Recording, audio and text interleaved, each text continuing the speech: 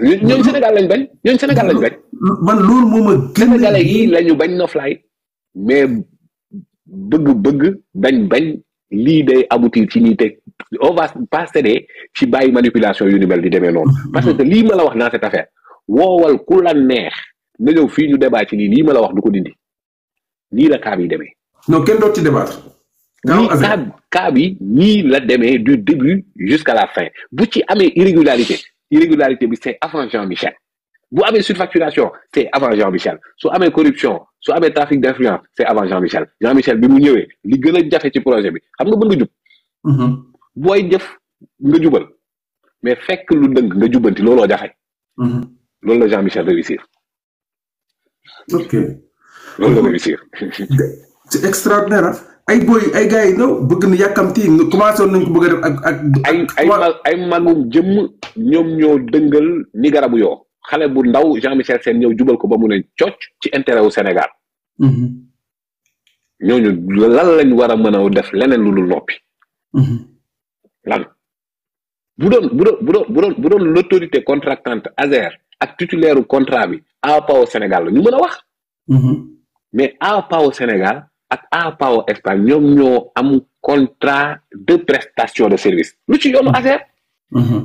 lan moo ci yoonu ASER musul am contrat ak ce monsieur Kane léegi naka la ñu bëgg ñoom ñaar ñu am problème sur du faux ñu ne léegi nañ arrêté contrat bi nañ arrêté exécution wu contrat bi ci ñaar ñële seen problème ñoom la léegi ASER li mu bëgg mooy moom doxal ak village yi mu war a électrifier wax mais ga ñu ne ko référé mënul nekk Sénégalais yi di jubilé ñooñu est-ce que waruñu xoolaat seen sénégalité jubilé wala buñ toogee lii ma la wax je défie ku mënti doon mu ñëw ñu débat ci fu mu ko neexee du ma génne l'ombre d'un scandale imputable à Jean-Michel Sène du am ku mënti doon nag ku mënti doon nii ma la ko waxee nii Moussa nii la cas bi demee jusqu'à la fin lii rek ngay mën a dégg ci mbir mi amul leneen.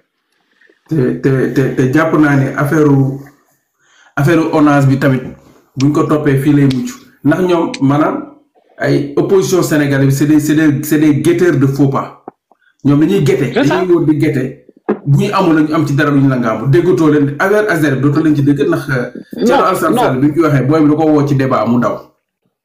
non Jean-Michel amul ku muy ragal ci débat dans cette affaire là parce que du début jusqu'à la fin xam na lim fa fekk xam na lim ci def. xam na lim fa fekk xam na lim ci def lii nee naa la nii la demee amul leneen. ku génne parce que en fait ñële na le seen problème APAO Sénégal ak Espagne seen problème. même foofu noonu boo duggee sur le fond luñ doon sénégalais li ma gëm mooy ñoo tooñ. non sincèrement quoi. parce que bul ne rek sénégalais la rek bu tooñee naa ci gëm boo duggee ba ca fond ca biir ñoo tooñ parce que en fait enregistrer contrat Moussa kenn la doon autant de millions. Des centaines de millions comme ça mais attends d'accord supposons que ça soit vrai. DGID dañ ko bind APAO Espagne daf ko laaj mu ne ko ñun xamuñu contrat bi ngay wax. enregistré wuñ ko fii. Qui n'est connaissant parfaitement le dossier par Moussa a raison. Donc Moussa la tudd. Ouais. Moussa mu nekk ñetti Moussa. waaw ñetti Moussa mais Moussa amul nit lu mu la mën a génneel ci dossier ci procédure ba jéggi lii ma la wax wala mu andi fi leneen andi fi benn dërëmu Sénégal bu ñu détourné dans cette affaire wala bu scandalisé dans cette affaire bu ñu mën a imputer Jean-Michel Sène amul. dafa mel ni léegi bon ça ne passe pas sax mën nga nekk rëg-rëg wax coow dëbaka dal et cetera mais dëgg dans le fond de cette affaire doo dégg ku la ci dugal wax la ci dara.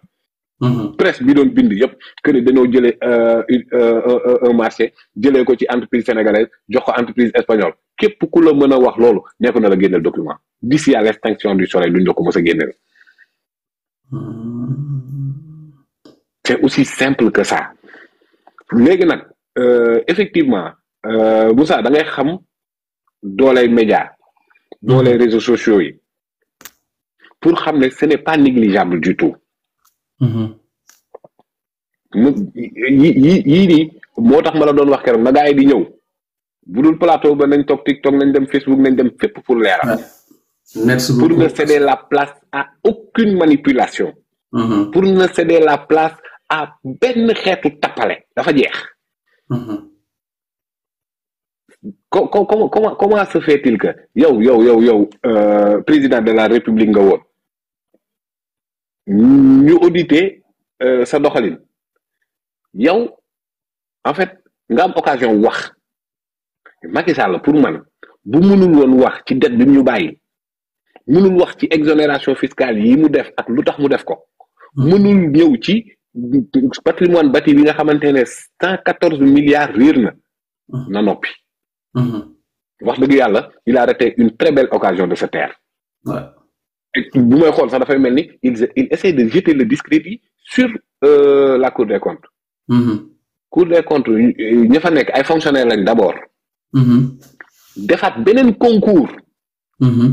maanaam xeetu magistrat lañ ñoo xamante ne bokkuñ ak magistrat yi ñii dañaa defaat beneen concours pour nekk foofu Cour des comptes kon ñooñu kiiwuñ de. boo fa nekkee yow concours moom moo la fa dugal président nommé wu la ba nga nekk foofu magistrat ñay doxal seeni mandat kenn mënu ci dara. dañoo indépendant quoi.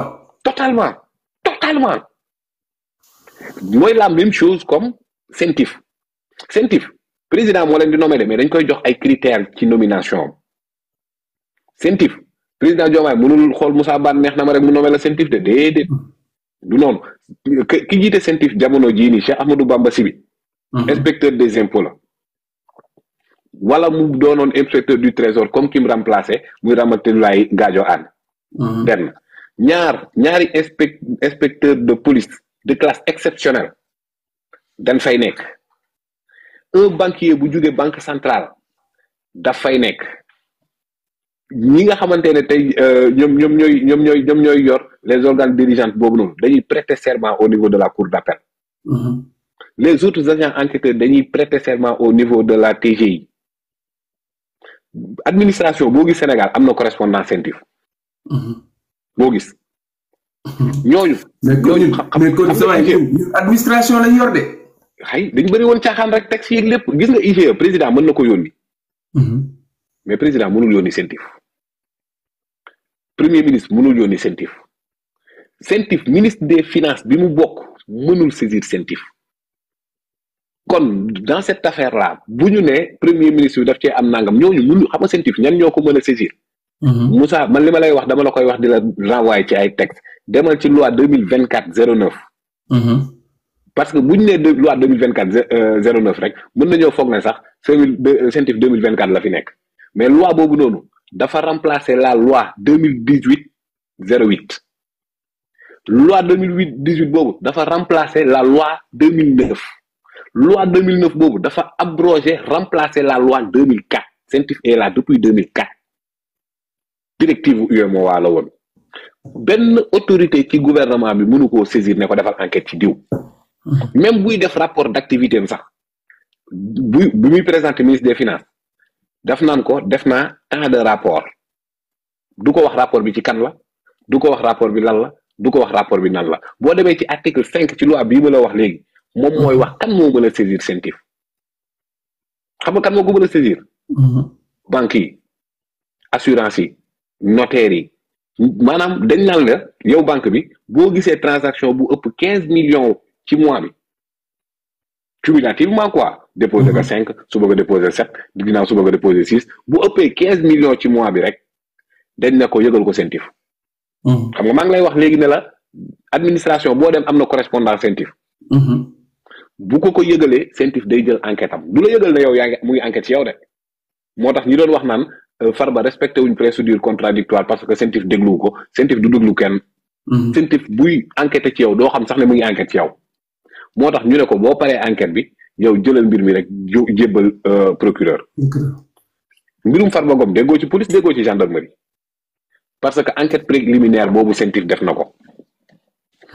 article 66 bi mais obligatoirement yow procureur bul jéem a am looy seet tu es le maître de l'opportunité des poursuites oui c'est vrai mais fii nii amoo looy apprécier ci opportunité saisiral directement le juge d'instruction article 66. kon CENTIF ñoom bu ñu nee nañ la poursuivre rek moom tax am nga problème. parce que nee naa la ñi agir fii yëpp loi moo leen tënk ne la CENTIF bu saisiree procureur yow gaawal saisir le juge d'instruction fii fan ci procédure bii ma la citer fan la fi premier ministre mën a waxee. fan la ci premier ministre mën a interagir. xam nga liy jaaxal nit ñi mooy CENTIF mi ngi fi depuis 2004 te procédure bii nii yëpp la ko loi sant moo ko mu def te CENTIF musul yóbbu procédure bu yegg looloo jaaxal sénégalais yi. parce que ñi fi nekkoon jubaluñu. ñi fi nekkuñ jubbantiwuñu. moo tax ma ne la les sénégalais ne se sont pas contentés de tourner la page ils ont changé de livre c'est le changement de livre moom moo yóbbu loi yi ñu leen di appliquer ñu naan loi yi kañ la fi ne. moo tax yàgg na fi.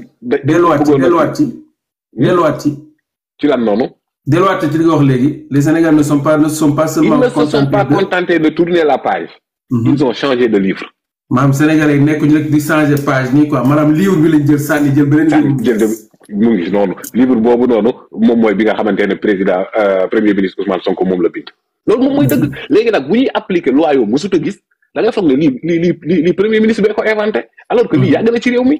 muy auditu rapport Cour des comptes bi yàgg na ci réew mi Ousmane Sonko andiwu ko fi muy CENTIF Ousmane Sonko andiwu ko fi Cour des comptes Ousmane Sonko andiwu ko fi ba ci pôle judiciaire financier andiwu ko fi ils se sont contentés que d'appliquer les textes. moo tax ma doon wax Moussa jamono ji nga xamante ne ñi ngi ki mën a justice sénégalaise naam mën nañ xool yu bari ci texte yi mais dëgg-dëgg problème mu Sénégal du woon problème mu texte problème mu nit la woon.